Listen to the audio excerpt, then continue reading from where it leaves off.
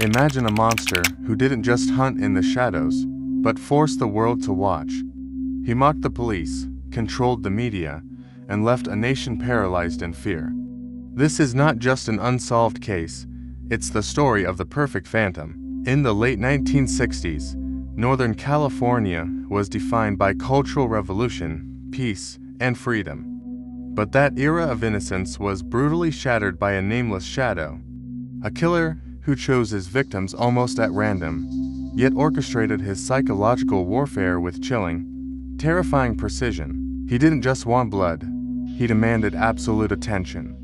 And to get it, he introduced himself to the San Francisco Chronicle, the Vallejo Times-Herald, and the San Francisco Examiner with 3 cryptic letters and a brutal ultimatum: publish these ciphers on your front pages, or I will strike again. The horror began on December 20th, 1968, on a dark, desolate lover's lane known as Lake Herman Road. High school students David Faraday and Betty Lou Jensen were targeted in a cold, swift attack that left local police completely baffled. No witnesses, no robbery, no apparent motive. Months later, on July 4th, 1969, at Blue Rock Springs, the shadow struck again. Darlene Ferrin lost her life, but her companion, Michael Mago, miraculously survived the brutal assault. Just 40 minutes after the shooting, a public payphone rang at the Vallejo Police Department. Dispatcher Nancy Slover picked up, hearing a calm, eerie, almost robotic voice. "I want to report a double murder. If you go 1 mile east, you will find them. I also did those kids last year. Goodbye." By September 1969, fear had swallowed Northern California. But what happened at Lake Berryessa brought the nightmare to a whole new level of terror. College students Brian Hartnell and Cecilia Shepard were relaxing near the shoreline on a sunny afternoon. Out of the trees stepped a tall man wearing a black executioner's hood, complete with clip-on sunglasses over the eye holes and a large white crosshair symbol stitched onto his chest. He tied them up, claiming he was an escaped convict who needed money and a car. But his true intention was far more sinister. Brian Hartnell survived to give police a detailed account of the terrifying encounter, but Cecilia Shepard succumbed to her injuries days later. Before leaving the scene, the killer used a black pen to write the dates of his previous attacks directly onto the door of Brian's car. The Zodiac was not content with committing crimes in secret. He wanted to play a high-stakes game with law enforcement.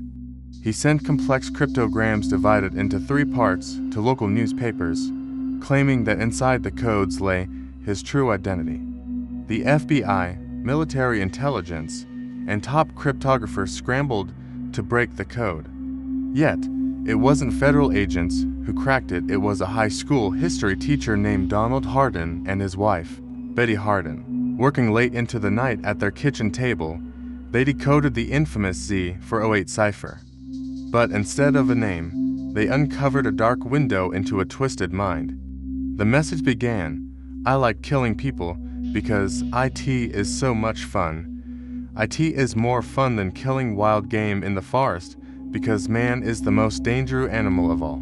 While the first cipher was cracked in days, his second creation, the legendary Z340 cipher, became one of the most famous unsolved puzzles in human history. For over 5 decades, professional code breakers, supercomputers, and amateur sleuths tried and failed to unlock its secrets. It wasn't until December 2020 that an international team of code breakers, led by American software developer David Orenchik, Australian mathematician Sam Blake, and Flemish programmer Jaro van Eyck, finally broke the 340-character grid. The decrypted message proved that the Zodiac was watching the news closely. "I hope you are having lots of fun in trying to catch me. That wasn't me on the TV show," which brings up a point about me. I am not afraid of the gas chamber because IT will send me to paradise all the sooner. On October 11, 1969, the Zodiac abandoned his rural lover's lane strategy and brought his terror directly into the densely populated heart of San Francisco. A 29-year-old cab driver named Paul Stein picked up a fare heading toward Presidio Heights. Shortly after arriving, Stein was shot in cold blood. Teenagers watching from a window across the street immediately called the police, describing a white male wiping down the cab and calmly walking away into the darkness. However, a tragic error occurred over the police radio dispatchers accidentally broadcast that the suspect was a black male. Responding officers Donald Falk and Eric Zelms actually drove past a white man walking along the sidewalk just blocks from the crime scene, matching the true description. Because of the radio mistake, they didn't detain him. The Phantom had walked right past the law. The murder of Paul Stein put San Francisco's top homicide division on high alert, handing the case to Inspector Dave Toschi and his partner Bill Armstrong. Toschi was a charismatic, highly stylish detective known for his boadies, trench coats, and quick-draw shoulder holster, a man who would later directly inspire Clint Eastwood's iconic character Dirty Harry, as well as Steve McQueen in Bullet. Toschi became completely consumed by the case, reviewing thousands of leads, interviewing hundreds of suspects, and visiting crime scenes late at night. To prove he killed Stein, the Zodiac mailed a bloody piece of Paul Stein's shirt to the San Francisco Chronicle, proving that no one in the city was safe. Out of more than 2,500 investigated suspects, one name continuously resurfaced at the very center of the nightmare: Arthur Leigh Allen. In 1971, a former friend named Don Cheney came forward to police with a chilling story. Cheney stated that back in 1968, Allen had openly discussed his desire to hunt human beings, use a flashlight attached to a gun, and call himself the Zodiac while signing his letters with a crosshair symbol. When detectives questioned Allen, they noticed he was wearing a vintage Zodiac brand wristwatch, the exact brand that featured the crosshair logo. Furthermore, Allen had been honorably discharged from the Navy, lived near the locations of the attacks, and matched the general physical description of the killer. When law enforcement agencies, led by Napa County Detective Ken Narlow and the FBI, executed search warrants on Allen's trailer and home, they discovered pipe bomb materials, bloody knives, and terrifying literature.